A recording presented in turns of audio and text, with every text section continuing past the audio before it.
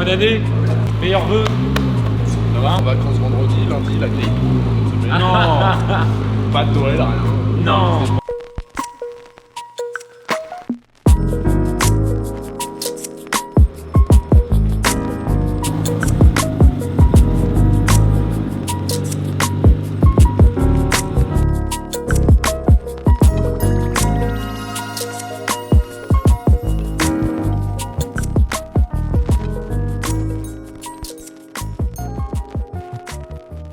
On a délocalisé Moteur Essence, on se retrouve à Chamonix, Mont-Blanc. Les Parisiens, on s'émeut toujours dès qu'on a un petit peu de neige, parce que c'est tellement rare que forcément on en profite.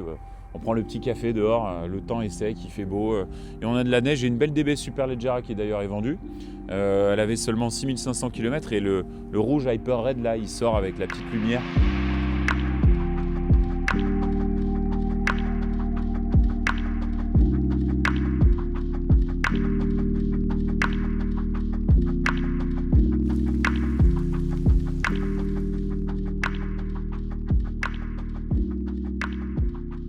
La neige, on dirait qu'on est sur de la poudreuse.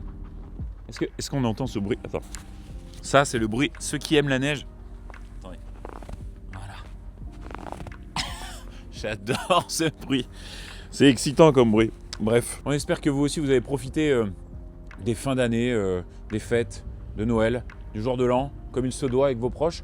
Et nous, on a rattaqué plutôt pas mal ce début d'année avec quelques belles ventes déjà, la 765, avec la GTO que vous verrez très bientôt, dont je vais faire la story. Et puis voilà, on profite un peu. Moi, j'ai fait mon petit trajet en Bentley. Alors oui, la Bentley est une 4 motrices, mais oui, la Bentley est une voiture qui fait 2 tonnes 2. Donc à partir du moment où on prend les freins sur l'avant, je peux vous dire que c'est Holiday on Ice. J'ai failli m'emplafonner une bagnole ce matin parce que j'arrive à une intersection et je pensais que j'avais de la place. Et au moment où j'ai pris les freins, vraiment, j'étais sur la glisse jusqu'à l'intersection, mais ça s'est bien passé jusque-là.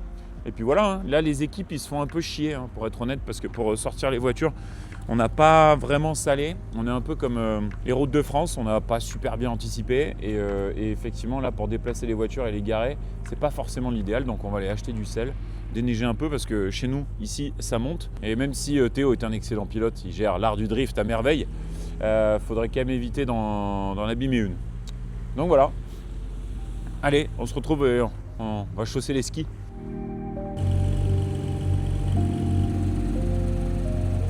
Rétromobile? Tout à fait. Yeah.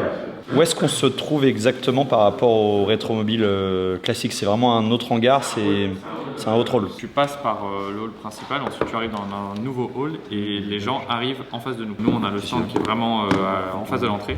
Et de l'autre côté de notre stand, tu as Bugatti, normalement Koenigsegg et Pagani. Donc les dates, c'est du mercredi 28 au soir jusqu'au dimanche, sachant que le mercredi 28, c'est une soirée privée. Le jeudi, c'est la journée presse. Le vendredi, samedi, dimanche, c'est public. Okay. Nous, on peut installer à partir du lundi. Carédoniste va gérer toute la construction du stand avec leurs prestats. Tout ce qui est ameublement léger, donc les chaises et ce genre de choses, c'est nous qui les commandons et on va devoir les stocker. Donc ce que j'aimerais, c'est qu'on ait un espace disponible à Marcoussis. D'accord. Pour que ce soit pas stocké ici à tout couper. Normalement, tout se paye. Sauf que, étant donné notre implication avec eux, je vais faire le point avec le directeur du salon pour qu'on ait nos invitations. Avec le prix de l'emplacement, genre t'as pas un pack de genre 30 invitations? Non, nous on a des stocks, mais sinon tout se paye. Ouais, les deux seront en vente. On les récupère spécialement pour l'occasion de Rétromobile. Donc c'est des autos sur lesquelles on ne va pas communiquer avant Rétromobile. Je pense que techniquement, pour réserver un peu de surprise. Pour Rétromobile, peut-être qu'on fasse un planning ensemble juste avec les commerciaux et qu'on s'organise comment faire. Moi j'y serai tous les jours. Arnaud il veut venir aussi? Ouais, il est chaud. Après il faut quand même quelqu'un. Faut qu'il y ait du monde ici. Hein. Au niveau des tenues, on a nos badges. Les gars, costume tous les jours. Au top. Faut être costume tous les jours, si possible cravate. Après c'est pas non plus obligatoire, mais une tenue chic tous les jours, c'est important. On peut vlogger l'anecdote de la 600 quand même. On peut vlogger. Combien de fois le client est venu? 8 fois? 8 fois. 8 fois, dont 2 fois plus de 2 heures, c'est ça? 2 fois. Et vendredi, il est resté quoi? 3 Vendredi, il est fois resté plus 4 heures, non? Vendredi, on cumulé, il est resté plus de 4 heures. Voilà. Ouais. On appelle ça un client indécis. Et qui a fini quand même par Par signer, faire donc confiance et par on le se lâcher. félicite. Première voiture de sport pour lui. Et il voulait venir C'était un long parcours. une 9e fois même pour être sûr, pour la revoir. Ah mais c'est vrai qu'il est pas venu samedi. Non, il devait revenir. Ils ont eu un problème. Ah, Mais il avait déjà payé, fort heureusement. Par contre, une fois qu'il s'est décidé, bégaye pas, on a reçu l'argent. Il a payé full. tout d'un coup. Voilà. Un homme de parole. Impeccable. Indécis, mais de parole.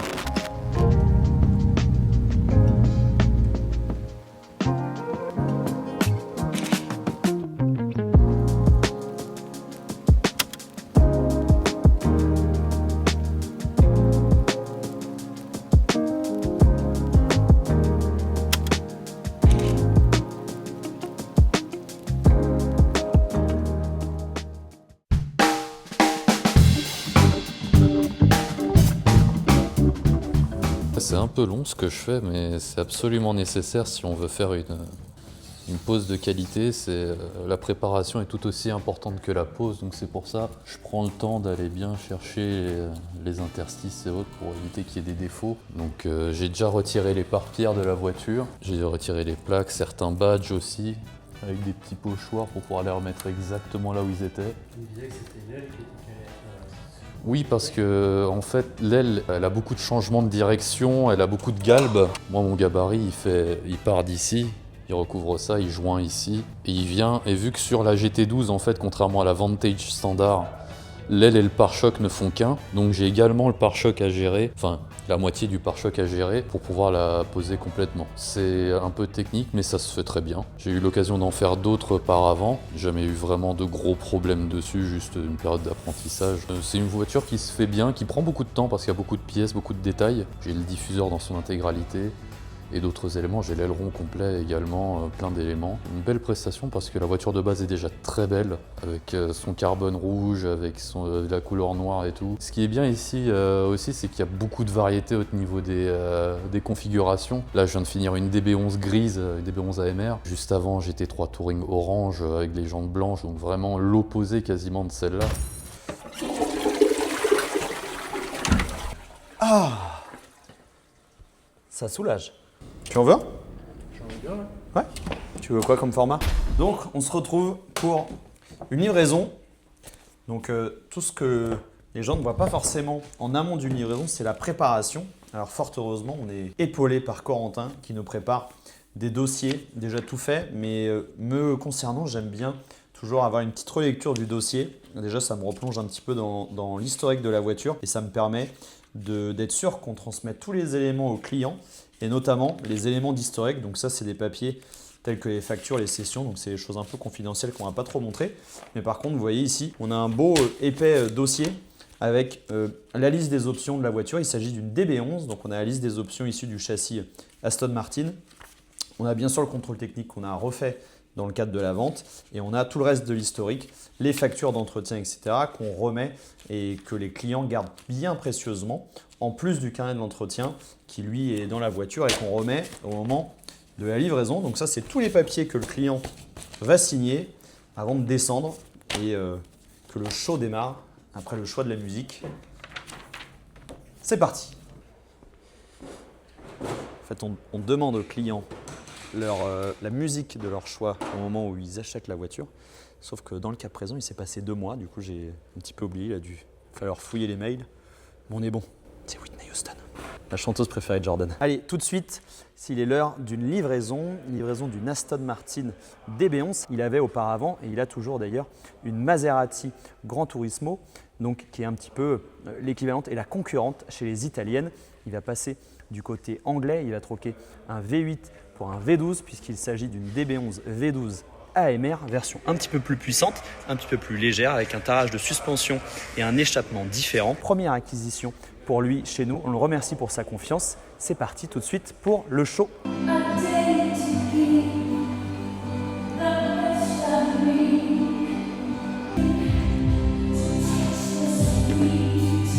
Dans ce petit coffret se trouvent vos 3 clés. Un athlète de haut niveau. C'est embouteillé.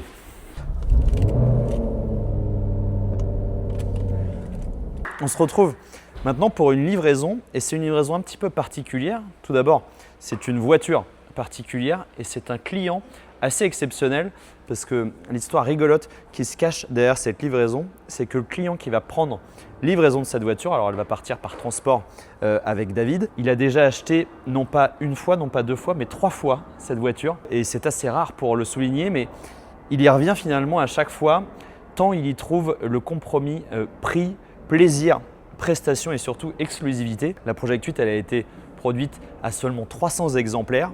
Et c'est un client qui aime bien faire tourner ses voitures, qui aime bien goûter à différentes saveurs. Mais finalement, voilà, il revient toujours à cette voiture parce que pour la valeur d'aujourd'hui et l'exclusivité et surtout la conduite, le moteur, c'est un V8 suralimenté qui fait 600 chevaux, seulement 300 exemplaires. Cette voiture, elle est équipée comme elle avait été développée avec le track pack, c'est-à-dire seulement 2 places à l'arrière. Essayez pas de mettre vos enfants. Il y a un arceau. C'est vraiment comme ça qu'elle a été pensée, qu'elle a été développée, notamment sur la Nordschleife où elle a été testée et où à l'époque c'était la berline 4 portes, la plus rapide, si ma mémoire est bonne, 7 minutes 18 le temps de cette voiture sur la Nordschleife. Donc voilà, livraison à ce client ultra fidèle qu'on remercie, qu'on salue. Sa nouvelle ancienne voiture va le rejoindre très prochainement. On le remercie pour sa fidélité. C'est parti tout de suite, on va charger cette auto.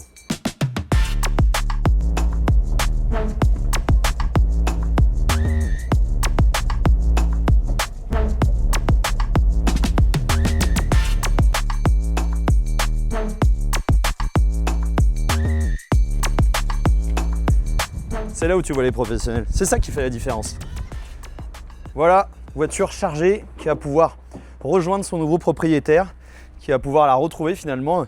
Elle n'aura quasiment pas changé depuis qu'il nous l'aura laissée. Et c'est vrai que c'est une voiture qui est atypique et du coup le cercle de propriétaires qui s'intéressent à ce genre d'auto est assez restreint. Mais quand on connaît un peu le produit et quand on a goûté vraiment à cette auto, c'est dur de s'en passer parce que, encore une fois, par rapport au prix qu'on met dans cette auto et aux prestations qu'elle délivre, c'est quand même imbattable. D'autant que c'est une voiture qui a un look qui est aussi assez exclusif. Donc voilà, il va pouvoir retrouver cette voiture. On le remercie encore pour sa confiance et on lui souhaite bonne route. À la prochaine. Une semaine avant Rétromobile et on a eu de nombreuses arrivées ce week-end.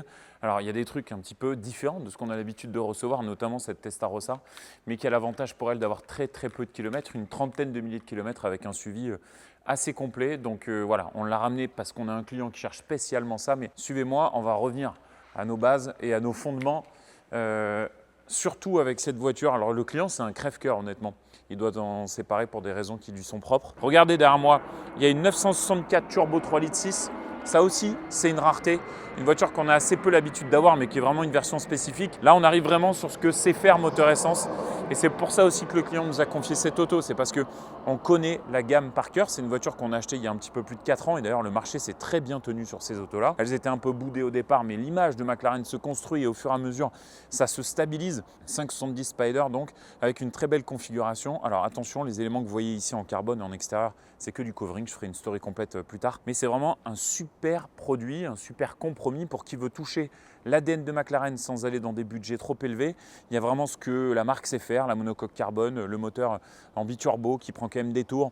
Et c'est vrai que cette voiture est compacte, elle est quand même plus moderne, elle est plus fiable. On conseille beaucoup les cabriolets parce que ça amène beaucoup de sensations. Dans une version fermée, on a beaucoup la perf chez McLaren, mais ce n'est pas des autos qui vont beaucoup sur piste. Alors quand elles y vont, ça peut coûter un peu cher. Je trouve que le cab, c'est vraiment l'idéal sur cette marque. Voilà donc ce qui va nous réunir. Et plutôt que faire des présentations, on va commencer par la démarrer. Généralement, c'est ce qui la présente le mieux, cette auto. Ça, pour un lundi matin, ça met en jambe. Je trouve que ça fait plaisir. On va reculer le baquet. Il y a quand même de l'amplitude. Ça, c'est pas mal. Et puis, on va aller faire un petit tour de contrôle pour vérifier que tout se passe bien et surtout pour faire plaisir aux gens qui nous suivent. Parce que l'équipe technique le fait déjà, ça. Ça, c'est pour YouTube. C'est pour vous. Allez, c'est parti, on y va. Donc boîte simple embrayage robotisé Sportive 3, au contraire de ce que les gens pensent. La Sportive 3, c'est une version qui est fiabilisée. Comme le disait Jordan, on est bien là-dedans. Et effectivement, en fait, ça garde l'ADN d'Aston Martin qui est du coup d'être une marque qui est quand même utilisable régulièrement, une marque de grand tourisme. Mais là, ils ont quand même pété un câble en sortant cette voiture. Et d'ailleurs, je pense que dans l'histoire d'Aston Martin, hormis série, peux pas dire vraiment, hormis série très très limitée. Dernièrement, il y a eu peut-être la Valiant. Voilà, les gens, ils hallucinent quand ils voient ça. C'est quand même un délire issu du GT3, quoi, cette voiture. Et ça reste quand même confort, mais c'est fun. Et en gros, pour moi, elle rejoint un peu ces autos qui font partie de, entre guillemets, l'âge d'or de l'automobile. C'est-à-dire motorisation non hybridée. On ne va pas parler de suralimentation parce qu'il y a quand même des autos suralimentées qui sont très sympas dans cette période. Donc auto non hybridée, voiture avec des assistances électroniques mais ce n'est pas non plus débordant, sonorité mais exacerbée au possible.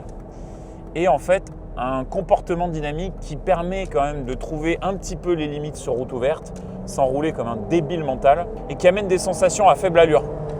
Donc là j'y vais tranquille, je vais passer en mode sport, vous voyez ici. Donc ça c'est les interfaces avant Mercedes.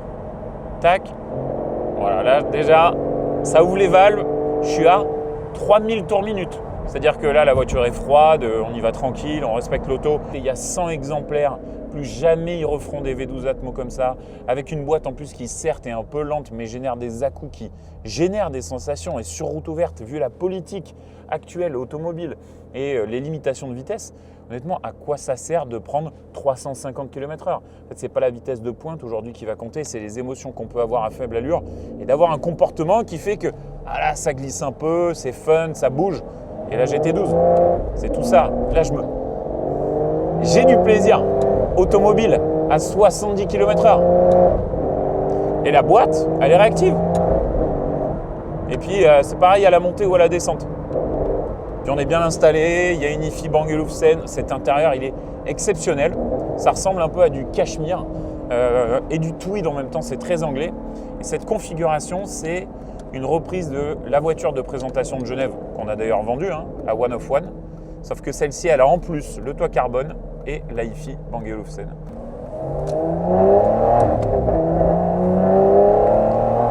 Et là on dirait qu'on est à 200. Je suis à 90 km/h. Un peu plus là, mais ça bouge quoi. Ça donne envie d'y aller. C'est énervant, ça communique, c'est fun quoi.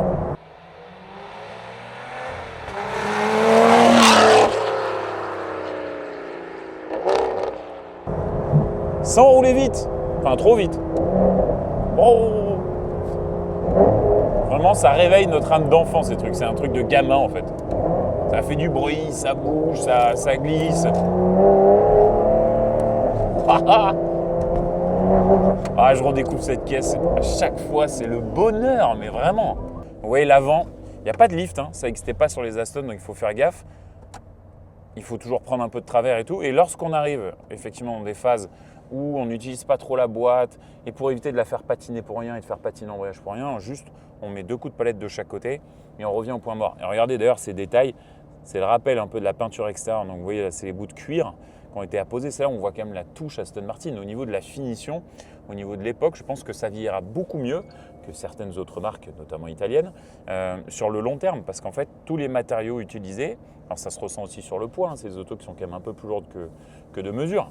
Mais franchement, ça vieillit bien. Il n'y a que des matériaux de qualité, c'est bien agencé. Le seul truc qui trahit un peu, je dirais, les origines roturières de certaines pièces, c'est les commodos. Vous voyez, ça, c'est des commodos.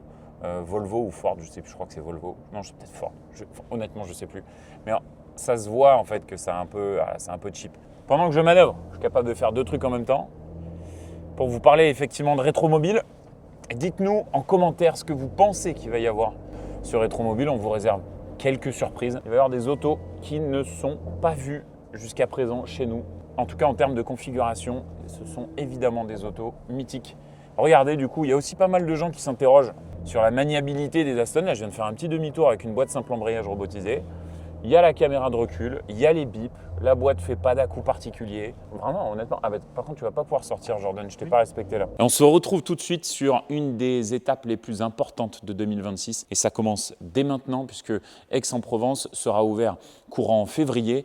Et les équipes sont déjà sur place pour vous présenter un peu l'avancée des travaux et voir comment les choses vont être disposées. Et vous allez pouvoir matérialiser ce qu'est l'ADN de Moteur Essence, réalisé une première fois tout de suite dans un bâtiment qui sera désormais neuf. C'est parti, rendez-vous donc tout de suite à Aix-en-Provence.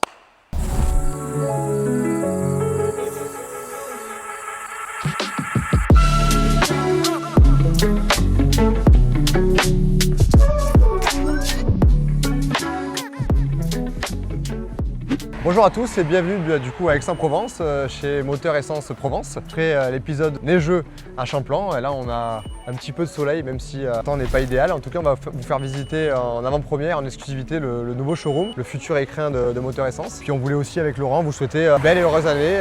Meilleurs vœux à toutes et tous. Beaucoup de bonnes choses et puis on nous souhaite aussi nous une belle réussite, plein de projets qui j'espère vont aboutir, voilà, de la passion automobile et beaucoup de partage. Allez, on vous fait visiter le showroom. On est sur la surface parking de Moteur Essence Provence. Et là, on accueillera nos clients ici. C'est l'entrée principale pour la clientèle. Les codes seront respectés comme à Champlan puisqu'on aura le mur végétal. D'accord. Donc pour l'expérience client, quand les clients vont arriver, ils vont voir vraiment le mur végétal et du coup les clients seront dirigés directement à la mezzanine. Suivez-nous.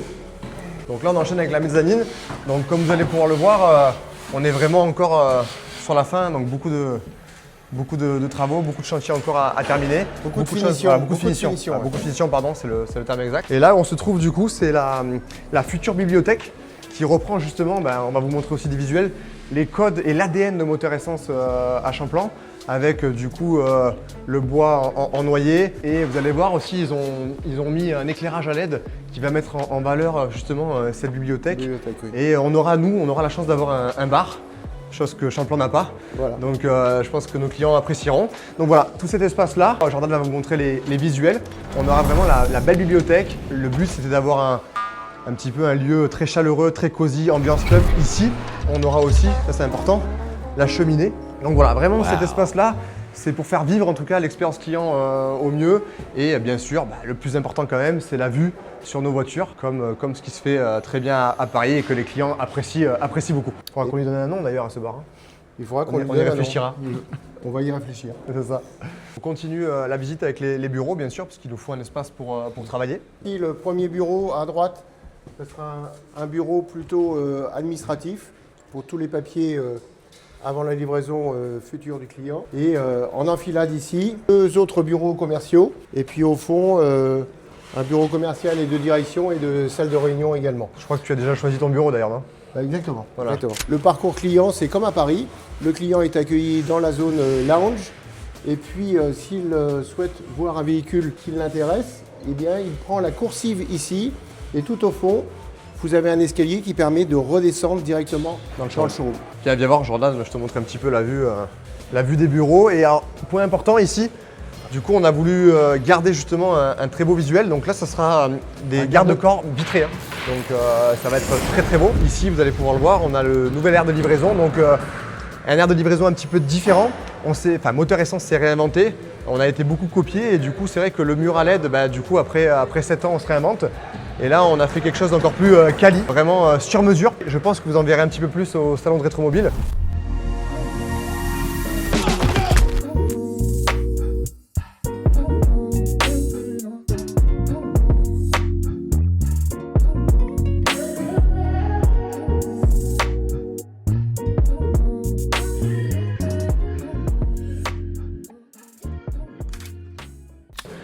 Puisqu'on aura aussi ces codes qui seront respectés aussi sur le stand. On sera aussi présent au salon de Rétromobile et du coup on aura peut-être l'occasion de voir quelques clients ou nos futurs clients là-bas. Et ici, sur les murs, on reprend les codes ADN de Moteur Essence, puisqu'ici il y aura une tapisserie couleur or, comme à Paris. On s'excuse un petit peu pour le bruit, mais c'est vrai qu'on est en plein chantier, en plein travaux. Dernière ligne droite, tout le monde est à fond et donc voilà, on a quand même voulu vous faire une petite visite et vous montrer en avant-première les avancées et le cheminement un petit peu et qu'on est sur la fin pour une date d'ouverture qui se précise.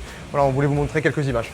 Oui, ce que vous pouvez constater, c'est une vraie fourmilière là aujourd'hui. On continue, donc là le bureau et salle de réunion, effectivement le bureau de Laurent et salle de réunion. En tout cas c'est là qu'on fera des petits points sur des livraisons, sur des événements au niveau du marketing, sur plein de choses. En tout cas ce sera ici. Alors nous avons une surface de showroom d'environ 800 mètres carrés, plus une zone PPF et de traitement carrosserie, plus une zone d'expertise et la zone de livraison. Et l'espace bureau, la mezzanine, ici, ça fait environ 160 mètres carrés. Et là, vous voyez, donc là, on voit assez bien parce qu'on voit pas mal le showroom, je trouve. Et on peut mettre environ une trentaine de voitures. Alors, allez, 35, un peu de triste, 35 bien tassé 40. Et alors, point important aussi, on a mis des prises un petit peu de partout pour justement mettre les voitures avec les maintiens de charge, puisqu'on a des voitures qui ont besoin d'être chargés régulièrement. En tout cas, tout a été bien pensé et tout a été bien redéfini pour que vraiment on puisse exploiter le showroom à 100%, à 200% même, je dirais, d'entrée, quoi. Alors ici, on est sous la zone bureau, sous la mezzanine. Et donc là, effectivement, on aura également des voitures qui seront stationnées et exposées. On exploite intégralement le showroom. Du coup, là, il y a 3 espaces. Donc, il y a le diagnostic, on ira voir après. L'aire de livraison dont on a parlé et l'espace PPF. Le but, c'est voilà, qu'on protège nos voitures et c'est un service en plus qu'on offre à nos clients qui apprécient justement lors de l'achat voilà, la protection de leur voiture. Et donc, du coup, on a décidé d'avoir, comme à Paris, un espace dédié, en tout cas au traitement céramique et à la pose de PPF, donc de films sur nos voitures. Alors, je vous propose de découvrir l'aire PPF. Alors, l'originalité, c'est qu'on a voulu que lorsqu'on protège un véhicule et que des clients sont là pour découvrir les véhicules dans notre showroom, eh bien s'il y a des opérateurs qui travaillent pour protéger une voiture, bah, c'est d'autant plus vendeur puisque les clients pourront voir en direct des voitures en train de se faire un traitement en céramique de carrosserie ou une pose de film PPF. Donc on a fait cette ouverture-là pour permettre aux clients de découvrir notre prestation. Alors vous pouvez découvrir la zone diagnostic. Donc vous avez une porte sectionnelle qui vous donne directement sur le parking. Sur l'extérieur. Et juste avant de reprendre un véhicule client et de donner un prix, bah évidemment, on expertise les voitures. Donc très prochainement, il va être installé un pont encastré. Alors là, on ne peut pas s'y balader parce qu'il y a une couche d'après avant qu'il pose le carrelage. Donc voici l'aire de diagnostic qui communique directement avec l'aire de livraison. Et un point important justement sur le diagnostic, vraiment nous on expertise toutes nos voitures, que ce soit des achats, des reprises ou des dépôts-ventes, toutes nos voitures sont expertisées. On a voilà, une fiche d'entrée avec des points de contrôle précis. Je précise bien et c'est important et c'est aussi l'expertise de moteur essence, la transparence, l'expertise et la qualité de moteur essence. C'est vraiment, voilà, toutes nos voitures sont expertisées et on a un pont élévateur et 2 personnes, donc Hector et Cédric, qui sont actuellement à Champlain en formation depuis la semaine dernière pour justement se former et en tout cas être aussi précis qu'à Paris et aussi expert finalement et pouvoir travailler dans de bonnes conditions. Nos clients, en achetant une voiture, ils n'ont pas de surprise. Exactement. Les voitures sont important, contrôlées. On a très peu de retours et c'est vraiment un gage de satisfaction de nos clients. Ouais, un gage de qualité. Et puis voilà, les clients quand ils viennent chez nous, voilà, ils sont sereins, ils sont rassurés et ils savent que la voiture elle va être voilà, très belle. J'aime pas dire le mot parfaite étape, c'est des voitures de seconde main, mais en tout cas on a à cœur et on fait en sorte qu'on crée de l'émotion, on crée de la passion et que les gens quand ils viennent récupérer leur voiture, il y a l'effet waouh et voilà, et qu'il y a des souvenirs qui restent. Et du coup ça s'y prête bien puisqu'on est dans l'aire de livraison. C'est là que justement on va créer ce partage-là, cette émotion et ce plaisir. Et ici dans ce faux plafond, évidemment avec un treuil, le drap qui se soulèvera avec la fumée également pour la découverte du véhicule du client. Et donc là, vous voyez, ici on a un carrelage bien spécifique. Alors ça reprend un petit peu la forme géométrique du parquet à la Versailles. Et donc c'est justement pour pouvoir accueillir la nouvelle aire de livraison au nouveau code ADN de moteur essence. C'est un petit aperçu du nouvel aire de livraison. Donc là c'est l'aire de lavage pour Hector et Cédric justement. Mais ici il va y avoir un IPN pour pouvoir accrocher le bras du Karcher permettant de pouvoir faire intégralement le tour du véhicule pour pouvoir le nettoyer parfaitement. Et puis s'il se met évidemment à pleuvoir, dans l'aire de diagnostic, on peut toujours terminer et sécher la voiture.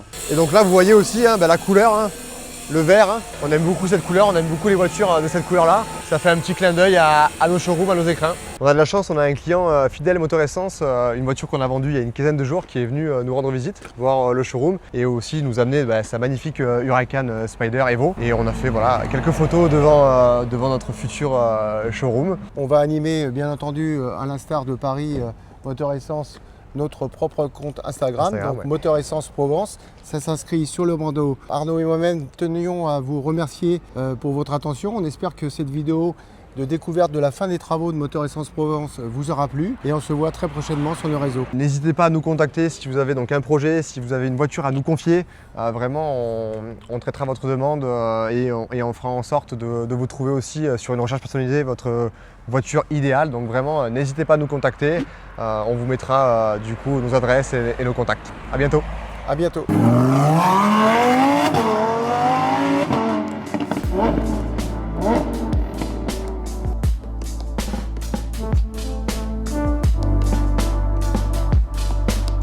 très important. C'est le tout premier poste de l'histoire de Motor Essence Provence. Il faut bien choisir les mots. Et c'est émouvant. C'est un projet qui existait avant même que j'arrive.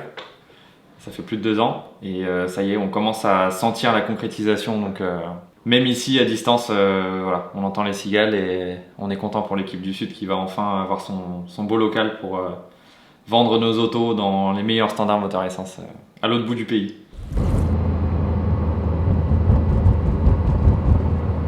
On se retrouve aujourd'hui pour une nouvelle journée. Alors suite à ce premier poste, alors, attendez, il y a juste une petite portion, là, je vous reprends juste après.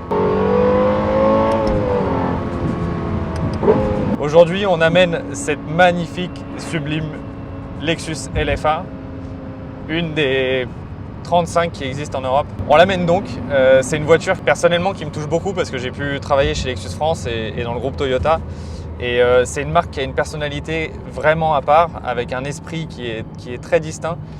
Et c'est une voiture qui a une histoire qui est sympa aussi parce que à l'époque, Akio Toyoda, donc le PDG du groupe Toyota, a voulu lancer la meilleure berline du monde avec Lexus. Donc il voulait faire une marque luxe premium de Toyota. Et quand il a lancé Lexus, les voitures étaient exceptionnelles. Il trouvait que les voitures allemandes n'étaient pas assez haut niveau. Il a voulu faire sa propre voiture et effectivement, c'est une voiture qui concurrençait largement les voitures allemandes à l'époque. Mais toute la presse a eu la même réponse à cette nouvelle marque et lui a dit en fait, Monsieur Toyoda, Lexus, elles sont très bien aux voitures, mais c'est une marque qui est ennuyeuse. Et Akio Toyoda, avec la fierté qui fait aussi la fierté de la culture japonaise, l'a pris personnellement et donc a décidé de construire ce magnifique objet qui est la Lexus LFA et de faire la gamme F et de commencer avec cette supercar, donc la LFA.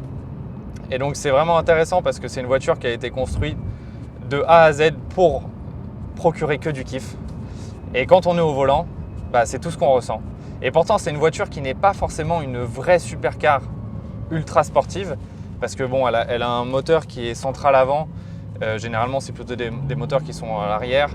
Mais elle a quand même une structure super bien faite, quoi. L'aluminium, le carbone, un V10 atmosphérique, je veux dire, ça rappelle quand même beaucoup la Carrera GT par exemple. Et une boîte de vitesse. Mais je pense que l'expert qu'on va aller voir, qui va faire l'expertise de cette LFA, nous en dira un peu plus. Mais en tout cas, voilà. Et à l'intérieur, on le voit, avec Jordan, on a pris le volant depuis pas longtemps. Et franchement, c'est une voiture où tout tombe sous la main. L'intérieur, c'est plutôt une GT ultra confortable, quoi. Toutes les pièces sont brossées, sont dans l'aluminium, dans des blocs d'alu. Les commandes de siège, pareil, en forme de vague. Je veux dire, tout est absolument magnifique. Et du coup, on a le meilleur des deux mondes. On a vraiment le confort et tout ce qui exprime la marque Lexus avec cet esprit qu'on appelle omotenashi. Donc l'omotenashi, en fait, c'est un esprit japonais qui est anticiper tous les besoins d'un client avant même qu'il y pense. C'est recevoir quelqu'un comme on reçoit son meilleur ami chez soi, quoi. Et là, on le ressent dans cette voiture. Et en même temps, bah, c'est le savoir des maîtres Takumi qui travaillent chez Lexus, donc qui sont des maîtres japonais experts dans un domaine en particulier. Ça peut être le cuir, ça peut être la mécanique, ça peut être beaucoup de choses différentes. Et en fait, quand on est au volant de cette voiture, bah, je suis désolé, mais moi, ça me met des frissons comme pas possible. Jordan, qui est à côté de moi, il est discret, mais je pense que tu as kiffé aussi, non? Ouais, c'est ouf. C'est vraiment une voiture, enfin, on a le son bon, qui est légendaire, mais il n'y a pas que ça. Vraiment, on ressent quelque chose qui a été fait spécifiquement avec cette auto. Et donc voilà, allons-y, allons faire une belle révision. Faisons en sorte que cette voiture soit dans un état absolument parfait, elle n'a que 2000 km.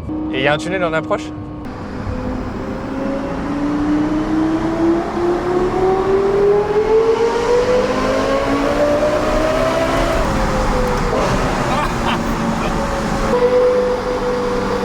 Mais c'est une F1 le truc.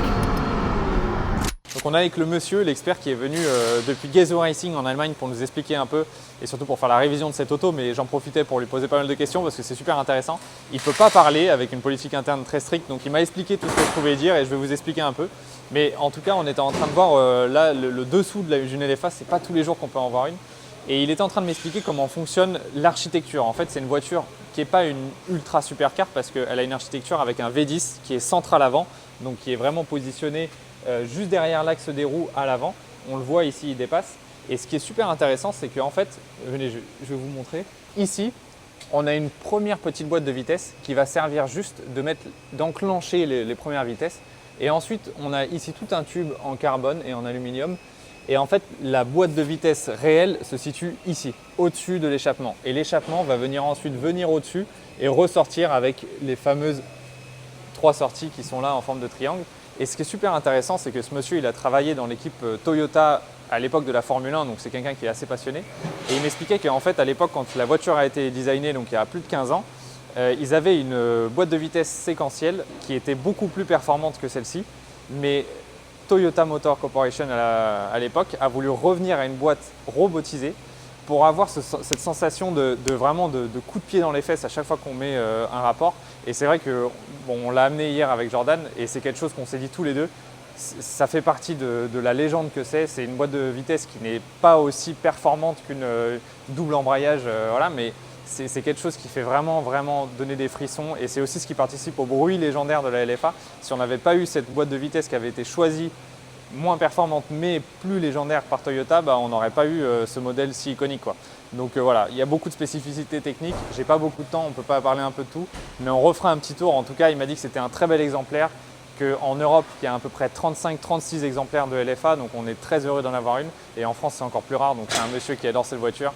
Et voilà, on est très heureux de pouvoir la présenter. On fait le comité mensuel avec le fonds d'investissement, une partie du fonds d'investissement, en tout cas le board, les boss, Nathan et Hugo, avec lesquels on fait une visio avec évidemment les points à aborder tous les mois, avec les chiffres, avec Il y en a beaucoup.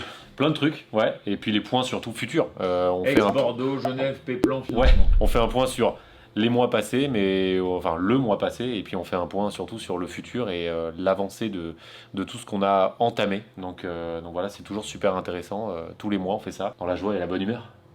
Oui, les chiffres sont bons, donc ça roule. Bon écoutez, il nous reste un dernier trimestre pour finir l'année. C'est sûr que jusqu'à présent, en tout cas à fin novembre, vous étiez très bien parti. Pour moi, à fin novembre, vous êtes sur une trajectoire d'année record, comptablement. Ouais. Pour moi, on devrait atteindre un excédent brut d'exploitation. La prime.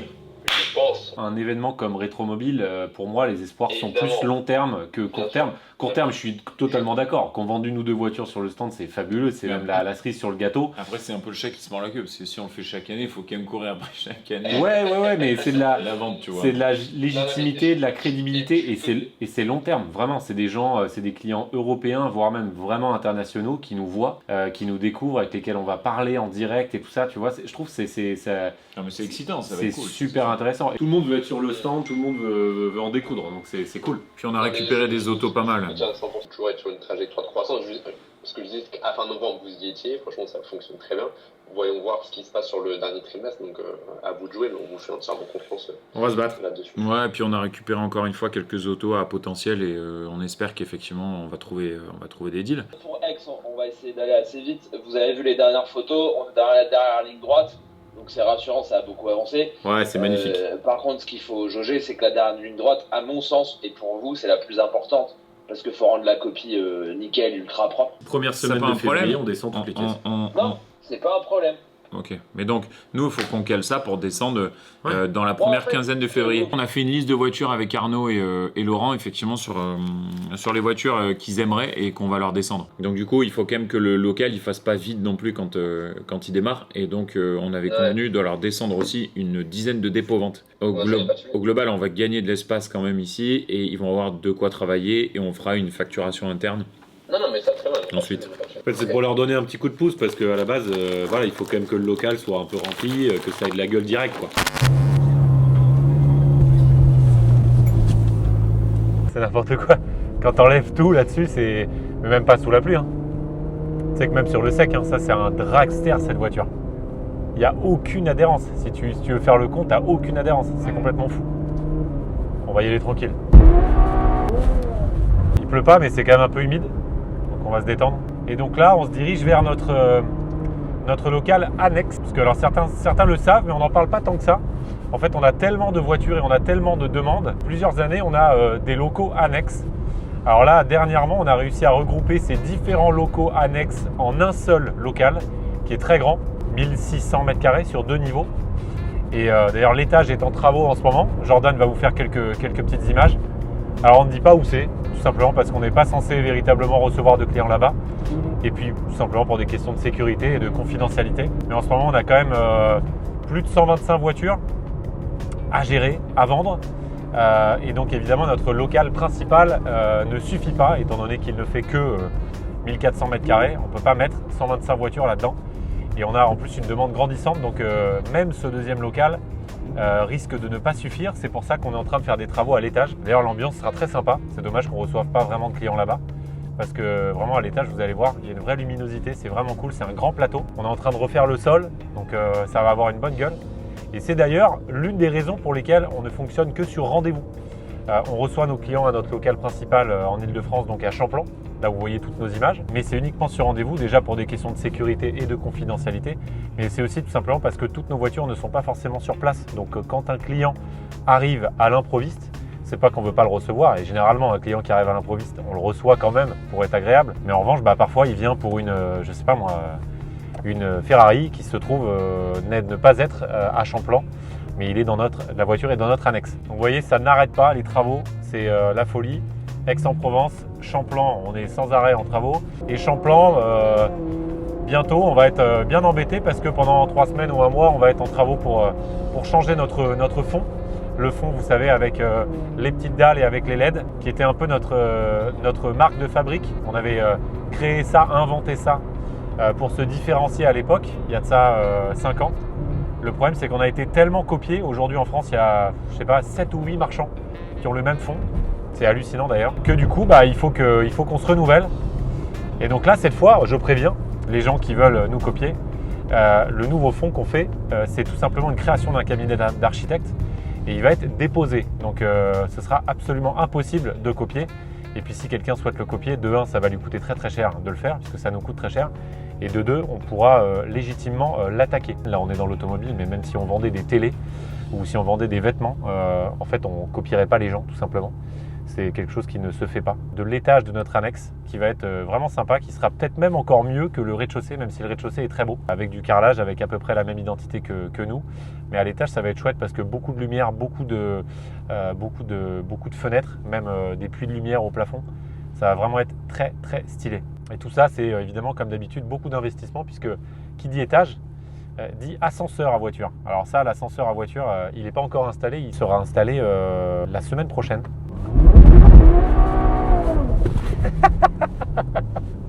T'as vu le diable que c'est? Non mais c'est un diable cette caisse. Mais j'ai même pas effleuré l'accélérateur, c'est complètement fou cette bagnole. Franchement, pour maîtriser un V12 moteur avant, il faut vraiment être un pilote de ouf. Franchement. Avec toutes les aides, avec toutes les technologies, ils ont rendu cette voiture équilibrée, mais l'architecture de base est déséquilibrée en fait. C'est ça qui est dingue. Donc bon là, beaucoup d'actualités en ce début d'année 26 parce que vraiment on accumule les projets, les travaux, le nouveau fond, Rétromobile qui arrive dans 10-15 jours. Ça va être fou. Première fois qu'on participe à un si gros événement et en même temps c'est un énorme investissement. Enfin, entre la conception du stand plus l'acquisition de l'emplacement. On va quand même être au milieu de constructeurs quoi. Juste à côté il va y avoir Bugatti, Koenigsegg, enfin voilà, c'est quand même des trucs qui ont des moyens quasi illimités qui n'ont rien à voir avec nos moyens quoi. C'est fou. Donc c'est vraiment un investissement long terme et pour l'image aussi. Puis même c'est du plaisir parce que pour nous c'est un aboutissement. Enfin moi Rétromobile j'y vais depuis je sais que Silver aussi hein. Depuis que je suis gamin quoi. Et à l'époque Rétromobile c'était vraiment un truc boulon rondelle quoi. Et résultat, Rétromobile est en train de devenir le mondial de l'automobile et même encore mieux finalement parce qu'il y a vraiment une ADN de passion quoi. Rétromobile c'est vraiment, tu croises plein de propriétaires, plein de marchands, plein de gens qui sont véritablement dans le domaine, qui traitent de l'automobile, qui travaillent dans l'automobile. Le mondial de l'automobile, bon c'était des constructeurs. On va croiser des gens qu'on connaît depuis super longtemps, des clients, on va pouvoir parler, ça va être cool, ça va être vraiment cool. Donc d'ailleurs tout le monde se barre un peu pour être sur le stand pendant les 4-5 jours, alors qu'il faut quand même qu'il y ait une permanence au showroom pour recevoir les clients, parce que justement il y a des clients de toute l'Europe, voire du monde entier qui viennent à l'occasion à Paris et qui du coup vont rendre visite aux marchands aux alentours. Et donc nous, à chaque fois, pendant la période de Rétromobile, on est un peu sous l'eau, avec potentiellement des belles transactions à la clé, donc c'est cool. Mais justement, il faut faire attention à ne pas faire le con avec ces voitures-là, avec les aides. Parce que les aides, elles viennent pincer les disques arrière. pour rétablir l'équilibre. Et du coup, on ne se rend pas compte, mais ça use énormément les disques arrière. Donc quand il pleut, il faut rester raisonnable et se mettre en wet. Mais par contre, quand on a décidé de faire un peu l'idiot avec la voiture, il faut se mettre en race ou en CT off.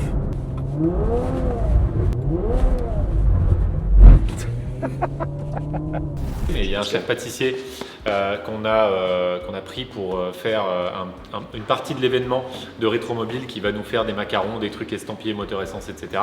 Il a posté sur Instagram ses tests de macarons et comme c'est quelqu'un qui a déjà travaillé avec Porsche et ou qui travaille aussi avec Porsche, Porsche l'a immédiatement appelé, le service marketing, les responsables marketing Porsche France l'ont immédiatement appelé en lui disant tu supprimes ça tout de suite, sinon, avec du chantage, avec des menaces, tout simplement hallucinant alors qu'en fait, c'est juste une collaboration, on le paye, c'est son travail de faire ça. Après, moi je vois qu'une raison à tout ça, c'est motivé par la peur. La peur que les clients découvrent autre chose et de mieux. En fait, nous, je sais pas, on n'appelle pas tous les gens qui nous copient ou tous les gens qui font comme nous. On essaie juste de faire mieux et de continuer à faire mieux et à travailler sur nous-mêmes. Eux, c'est par la menace en gros et le poids qu'ils espèrent garder leurs clients et ça n'a jamais marché dans aucun secteur. Plutôt que de s'améliorer. Voilà, s'améliorer, trouver des solutions, faire des trucs innovants, très bien. Mais si en fait j'ai juste en menaçant les autres qu'ils espèrent garder leurs clients, je pense que les clients se rendront compte qu'ils sont plus libres chez nous et qu'ils s'amusent plus en plus. Donc honnêtement, tant pis pour eux, mais effectivement c'est pas la première fois que ça nous arrive et c'est pas le seul constructeur à nous suivre à la trace comme des chiens. À la minute quoi. À la minute, à l'heure, où dès qu'on poste un truc, telle voiture, tel client, mais qu'est-ce qu'elle fait là, mais pourquoi tu nous trahis, mais mon Dieu. Et c'est bon les gars, franchement il y a de la place pour tout le monde. Et puis juste que tout le monde soit irréprochable, ça tirera tout ce secteur vers le haut plutôt que se tirer dans les pattes dès qu'il y a un client qui va ailleurs. Enfin bref. Ça nous arrive aussi d'avoir des clients qui vont ailleurs. Nous aussi on perd des clients de temps en temps et en fait plutôt que de les embrouiller ou de leur faire du chantage ou d'être énervé, en fait on se remet en question et on essaie de s'améliorer et en fait on étudie, on fait des réunions ici ensemble, parfois c'est Théo, parfois c'est Gabriel qui perd un client et en fait on en discute et on se dit qu'est-ce qui a merdé, qu'est-ce qui a pas fonctionné, pourquoi on n'a pas été bon, etc. C'est juste une remise en question professionnelle et humaine. Essayons de tirer tout ça vers le haut. On n'est pas les bons samaritains de l'automobile, on fait ça aussi pour faire vivre. Mais c'est vrai, pour faire vivre une entreprise, on n'est pas des bénévoles, mais en fait on a quand même à cœur de redorer ce métier et cette activité. On essaie de faire du mieux possible. Voilà, on essaie de faire du mieux possible et pour que l'activité, que nous, on ait une belle image, mais aussi que l'activité en général ait une belle image. Puisqu'en fait, quand l'image de l'activité va mal, tout le monde va mal. Porsche, Ferrari, déjà que ça les va indépendants, pas fort. nous aussi. Oui, voilà. Déjà que l'économie va pas fort, alors si on c'est mauvais pour tout le monde. C'est mauvais pour tout le monde. Pour terminer, comme dirait Lewis Hamilton, still will rise. Et voilà. Keep pushing, Michael. Allez, changement d'univers, on est sur circuit. Vous l'aurez remarqué. Pour cette conclusion de vlog original. Exactement, il y a eu beaucoup de choses dans ce vlog et on allait un petit peu partout. On a même voyagé entre Paris, Aix-en-Provence. Et très bientôt, on se retrouvera sur le salon Rétromobile. Surtout, restez connectés parce que ce que vous voyez derrière, c'est ce qu'on vient d'essayer. La vidéo YouTube arrive très vite, c'était un pied extraordinaire. La prochaine vidéo YouTube, là vous êtes en train de regarder le vlog, une petite semaine après, il y aura cette vidéo d'essai de Apt X GT qu'on a essayé à la fois sur route puisqu'elle est homologuée sur route et à la fois sur le circuit Beltoise. Merci de nous avoir reçus. D'Anthony Beltoise d'ailleurs, qu'on remercie infiniment de nous recevoir à chaque fois. Il est toujours aussi sympa et il a dit un petit mot sur cette voiture. Vous verrez la semaine prochaine dans la vidéo. Ouais, restez connectés surtout. Vous allez passer, j'espère, un aussi bon moment que nous, mais j'ai pas trop de doutes. Et le prochain essai, vous l'avez beaucoup attendu. Lui aussi va être très bien. On va pas le dire, tu sais quoi, je vais le dire, mais tu vas mettre bip, ça sera là. Voilà. Allez. On espère donc que ce vlog vous a plu. N'hésitez pas à nous dire s'il y a des choses qui manquent. Si vous voulez la salle de sport. La salle, on n'a toujours pas filmé de séance de sport. Maintenant qu'on commence à avoir un niveau correct. Ouais, il faut absolument qu'on le fasse. Ce soir, on fait les jambes. Ce serait bien de filmer les jambes. Un tour dans nos dressings aussi, parce que j'ai l'impression que le dressing, ça intéresse aussi beaucoup de monde. Donc je pense que partir en télé-réalité, ça va trop loin. Là. Le Loft, saison 8. Ouais. Allez, je rigole. Salut. À très vite.